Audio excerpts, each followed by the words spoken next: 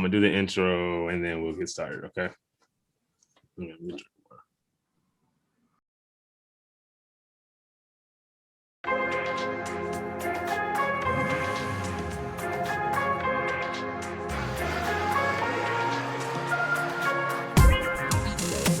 All right, guys, welcome back to another episode of Black Nutrition for Your Soul.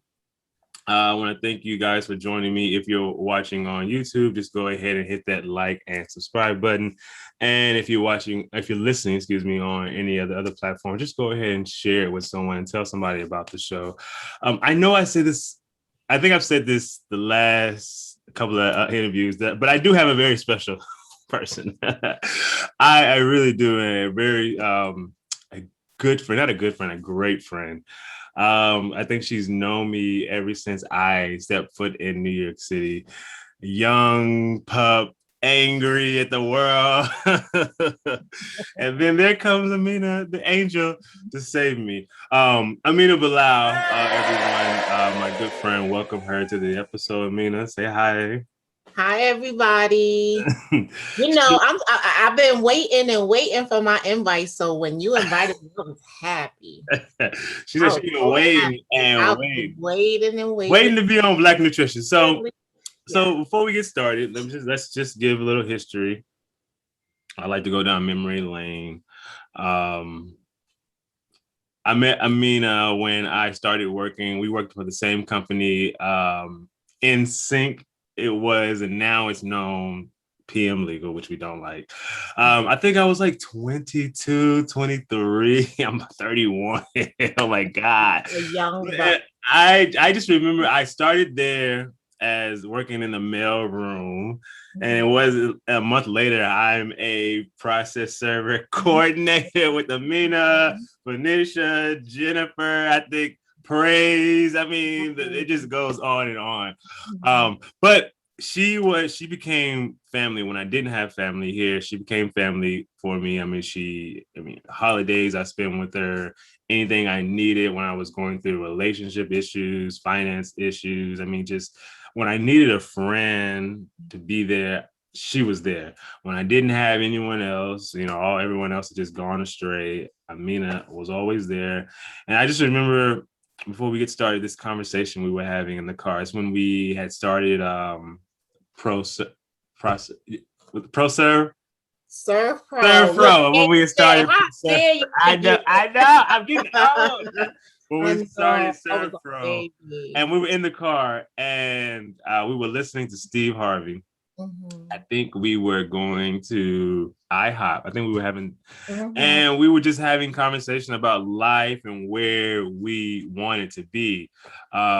We both were going through our own separate struggles at the time, but we were there for each other. And I just remember that time just bonding with you and just, always there. So without further ado, Ameenah, tell us a little bit before we get started. Tell us about you, like what's been going on. What's life like right now with Ameenah Bilal and all that good stuff?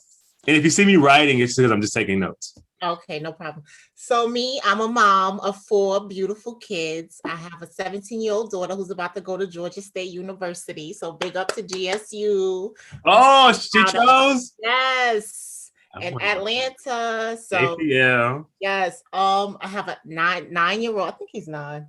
Oh my goodness. My oldest son, he's 9. I know. And then the middle one, he's 5. He just turned 5. And then I have a brand new baby. He's 4 months. Asim. Yes. So right now, I just got my real estate license here in New Jersey. I'm working on my real estate license in North Carolina. So COVID has been, it's had its cons, but it also had its pros. So that's where I'm at right now. How's it going with the real estate and everything? And how is that? A better question: how has the pandemic affected you in this market, I guess? Man, COVID was tough. It was tough because right before COVID, I had just completed my real estate class. So I had been studying to do the exam. I had taken the exam multiple times and failed. But the good thing is every time I failed, I got a higher score.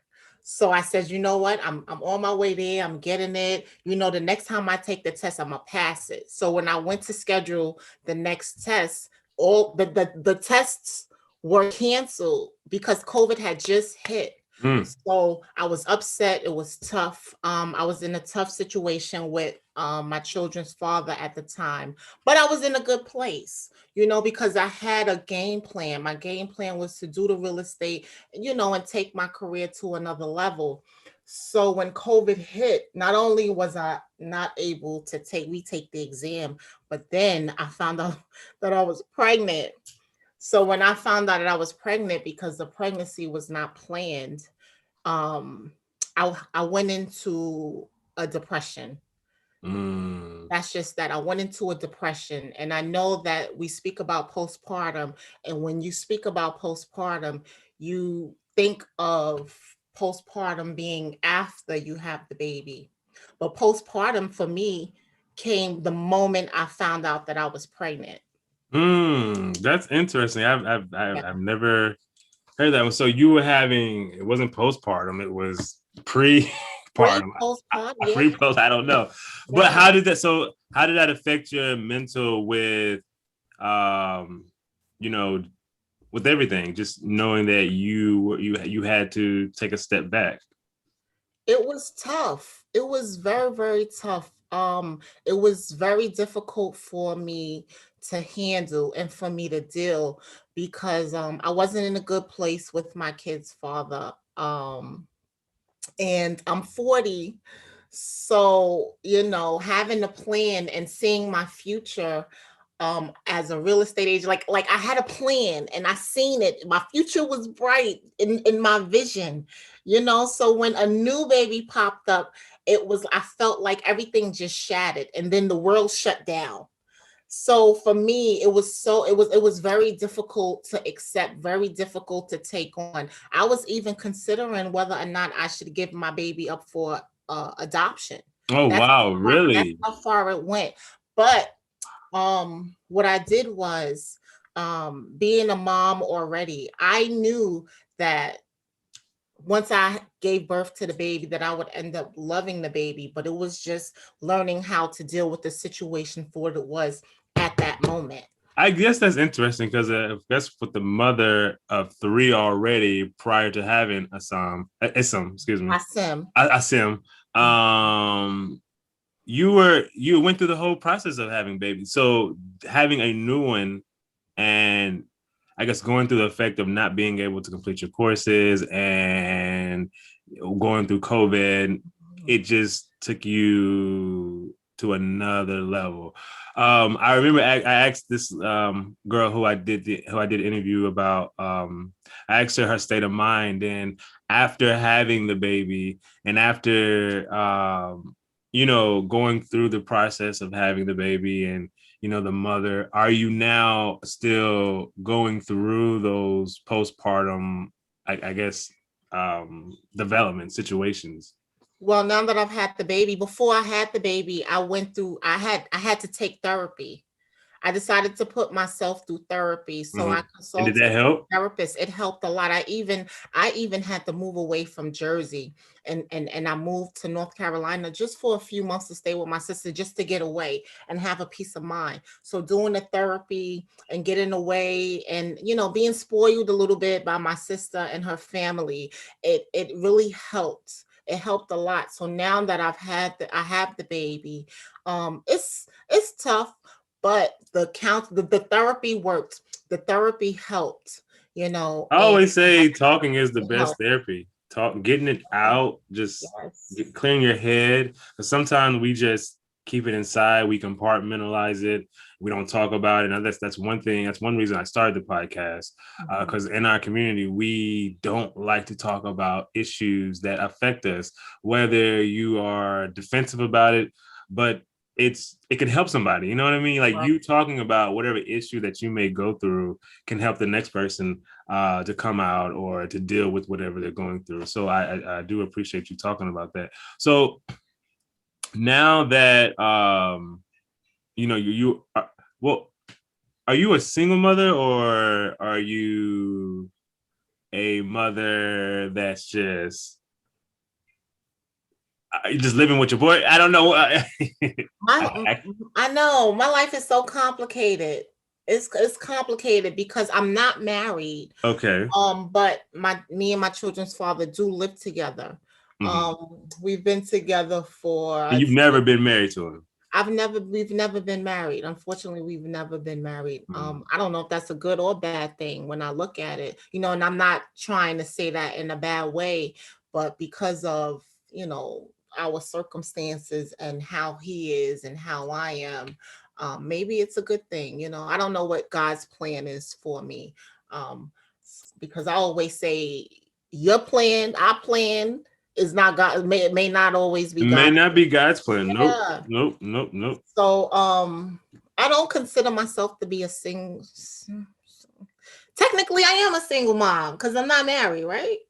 No, you're not. But he's when I do my taxes, I found single head of household. But he's there with you, so he's there with me. What But do you? sometimes I do. Sometimes I feel like a single mom. Okay, so is it that he's physically there, but he's not mentally there?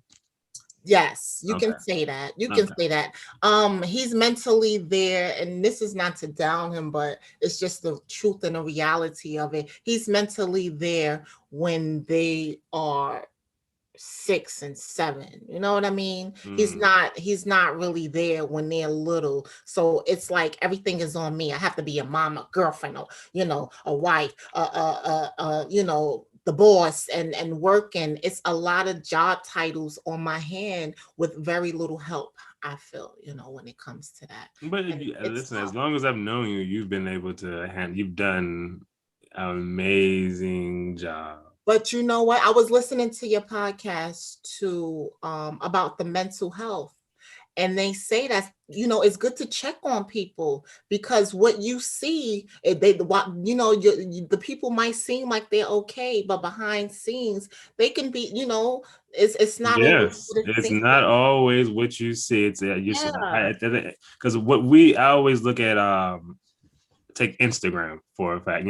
What we see people post on Instagram may not be what they go through because we only see a snippet, and I truly mean a snippet of what their life. But after that picture is taken, after they put down that phone, we don't know. So I'll give you. So we have this lady who lives in our apartment, and when she's not around this guy, she's a spirit. You know what I mean? She's a beautiful spirit. But when this kid, and I do say kid, and she's a grown woman, but when he comes around, she changes. One, because he puts his hands on her, and reason I say that because we don't know what people go through. When she's outside her door, when she's on, outside with the kids and she's smiling, you see someone totally different. But when she goes in that house and closes the door, we don't know what's happening. I mean, we hear it from the outside that they're screaming and yelling, but it's that you never want to take someone's, that first appearance, they say, is always the lasting appearance, but to me, not anymore. You don't know what people are going through, why they give a certain reaction. You say hi to someone, they don't say hi back. That's not for you to get upset. Just, they may be going through something that day, take it for face value. And you just never know. I'm learning for myself to be that way. Like, never judge someone by the first reaction. Just relax and allow them to go through whatever they're going through, because it's never about you. It's about them. And once they settle down and go through and want to come back around, you can always, you always do what you need to do. And what was I about to say? We as Black women, we take on a lot of different roles, and sometimes it's difficult for us to acknowledge that we need help. We're taught to be, we're taught to be strong, so men, I don't think that they intentionally look to take advantage, but we play such a strong role in so many different roles that they really believe we wear an S on our chest. They But really, you guys but really believe that. I do believe that. I mean, I believe it in a not in a condescending way, but in a good way. Like you guys are superheroes. I was talking to Dr. Walters on an interview, and I just thought about memories of her, and she was like Wonder Woman when I was in college because she just had all these things that she was doing, but you saw that she was okay. She was still okay, and I see that with you. All these things that are going on in your life, but you're still okay, and it's okay to accept the challenge and be Wonder Woman, or be Superwoman. But for us, I guess as men, we have to acknowledge, that you can't handle everything, and that we need, to take some load off the back as well, And I understand that. As a gay man, I understand that. So Yeah, because if at the end of the day, we're human beings too. yeah, We're not robots. So it would feel good every now and then to be like, hey babe, listen, I know you do a lot, but I'll cook dinner today. You relax. Would you really want him to cook you dinner? Can he cook? Listen, the man could get down. The man can get down in the kitchen. So yes, I've never had his cooking. So can he cook? Yes, he can. He can. And he's, that's something that I will give credit to him. And he does do that. When I moved, when I left and went to North Carolina, I would come back, for a couple of days because the boys were still here with him. So I would come back to visit, and I will say that that's what he did do during my pregnancy. Was he did all of the cooking, and he did allow me to lay back. So the pregnancy, the way that he treated me during my pregnancy is the way that I would want him, and I want to expect to be treated all throughout our relationship. But the moment the baby comes out, it's back to the S on the chest. Okay, there's no baby, so back to doing this, back to doing that, and that's not fair. That's not fair. I mean, I've actually seen. I mean, I remember I came over for Christmas, I think, or Thanksgiving. We were trying to put together the pool table, and I just remember. And you had the right idea the whole time. And he's like, no, I got it. You're like, right, put the cushions. And he tried it his way for several seconds and realized, but not once did he say, you came up with this idea. So it's like, I did. So I get it. You do handle a lot, but you do, on the other end, on the other side of it, you come out okay. You always look okay. So question, did you see the Kirk Franklin, his son released that video of Kirk Franklin cussing him out? I didn't, but I was just listening to on the radio, they were talking about it. So what happened? Okay, so only because we only see one side. So what the son presented was that, and I wish I could play it for you, that his dad was on the phone. His son had recorded his dad cursing him out, calling him what a parent does, when he's upset, calling him all the, it's Kirk Franklin, so you don't, let me not say you don't, he's human. So right. He called him an MFer, called him a B, called him poor, like saying to his son. Saying to his son, but his son is secretly recording him. His son secretly recording him saying this. But you could tell in the anger that Kirk Franklin was up to here, because to me, a parent wouldn't talk to their son like that. My mom would only talk to me like that if I had done something right. She's livid at me. Right. But the son only recorded that part. He didn't record the whole thing. So we only saw Kirk Franklin. So Kirk Franklin came out, which me and my mom and my family, we were saying he shouldn't have apologized because he's human.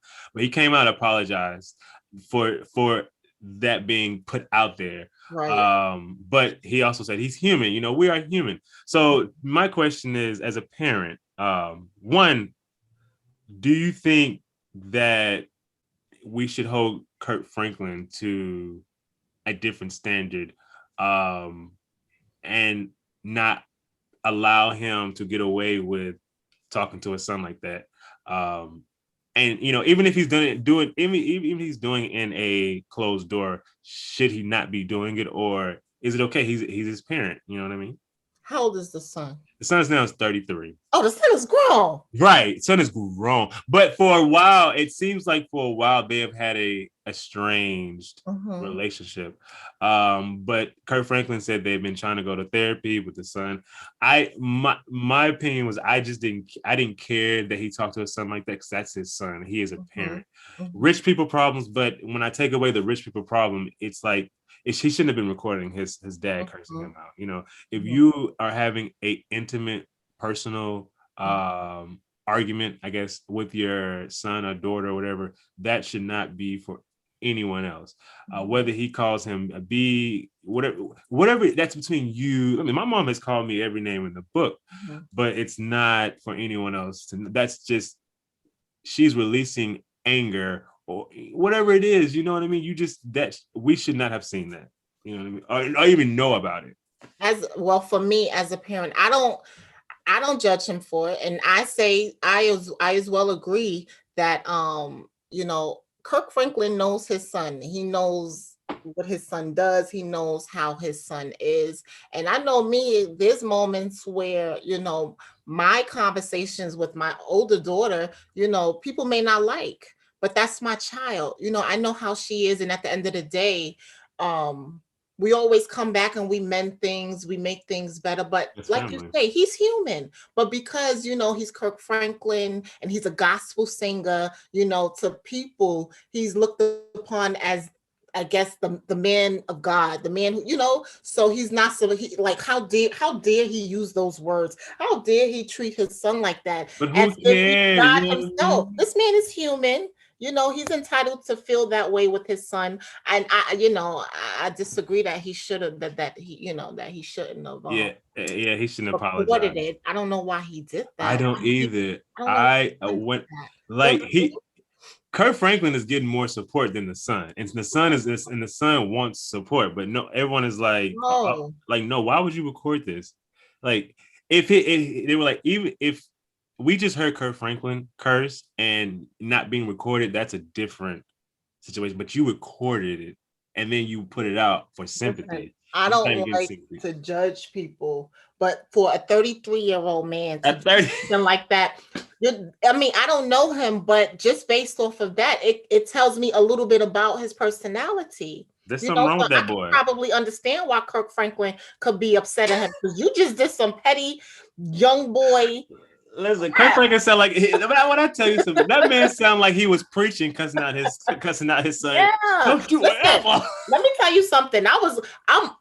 I'm Muslim, and I was listening to a Juma service that the imams did, and he said, "Listen, sometimes you gotta use a couple curse words to open up people's ears because when you talk nice, they don't listen to you. But the moment you come over here and get over here, your eyes is you wide open. So sometimes you gotta curse them. Right now, you want to come out your face, no. Get them to listen. So I agree. Yeah, I'm pretty sure they'll mend things back together. But that's their family, that's their business. And I agree with that. I agree with that. So a question that I asked my cousin today, because we have like a family FaceTime every weekend, Sundays and Saturdays, and so we had gotten like a little debate about Lori Harvey, and Steve Harvey, is that his wife or his daughter? Lori Harvey is his stepdaughter. Okay. Yeah, Marjorie is Steve Harvey's wife. Now, Marjorie used to be married to a couple of kingpins back in the day before she met Steve Harvey.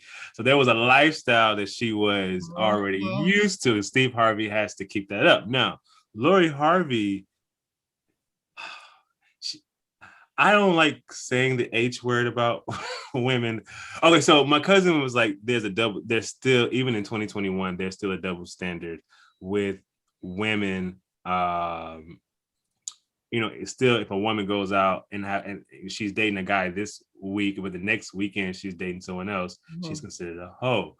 But if a man does it, it's okay. I said, in 2021, I don't think so, only because with Instagram and Twitter and OnlyFans, these sites present, I think everyone is well welcome. I think just Lori Harvey's a celebrity and we're just looking at it, but also I don't believe in having one relationship one week and another one the next week. That means you really didn't care for that person. You're just out there Right. for the publicity. Right.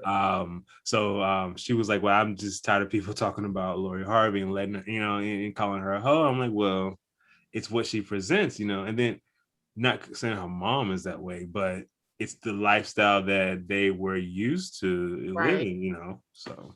And she's going to get the backlash because you have Steve Harvey, who, he's all about positivity, and, he's like a motivational speaker, and he helps a lot of people. So then to turn around and you got your little girl over here. He's also a Trump supporter, but Really? He supported Trump. He went to the White House. No, there's a difference between support and giving someone an opportunity. Okay. I truly believe that you can be open-minded to, your opposition.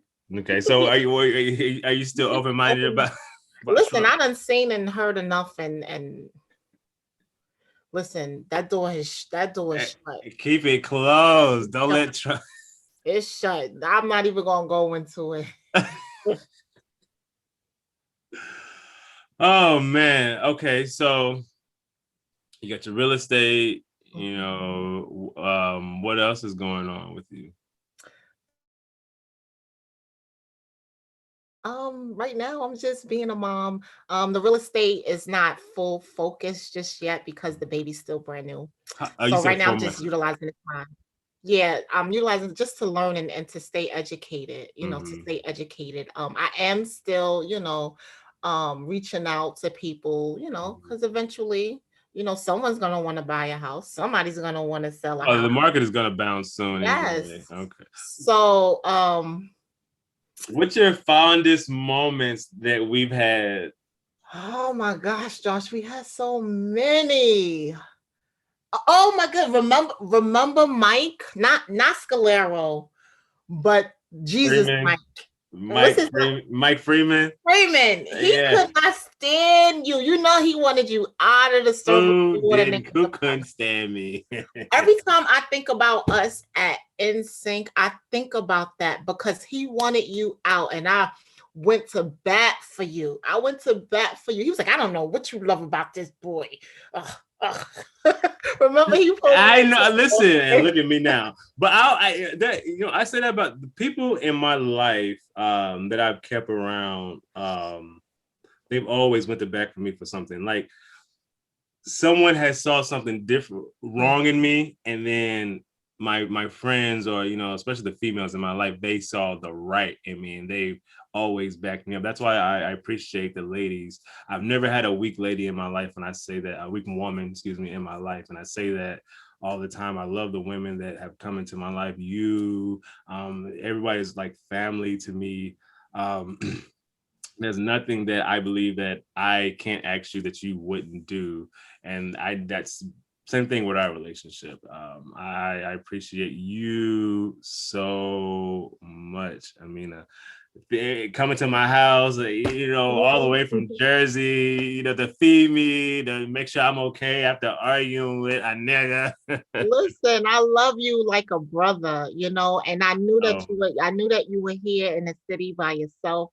And then me just having a small little conversation with grandmama, I was like, you know what? I got to make sure he's all right. She always like, how's Ameenah? So, I always tried to make sure you were good. And I felt like I had to protect you. But then Casey came along and took you off of my fingers, and I felt comfortable. I was like, Josh is good. He came and took me off everybody's fingers. Ain't nobody heard from me. Because you had some history back before that. So when Casey came along, I know. My grandmama, she says, I'm so happy you met him. I'm like, yeah, he's a good guy. He all right. When we went home and he met her for the first time, it's like they'd always known each other. You know what I mean? It's like, I thought I was your grandson. How you gonna say hi to him first? But you ain't seen me in years.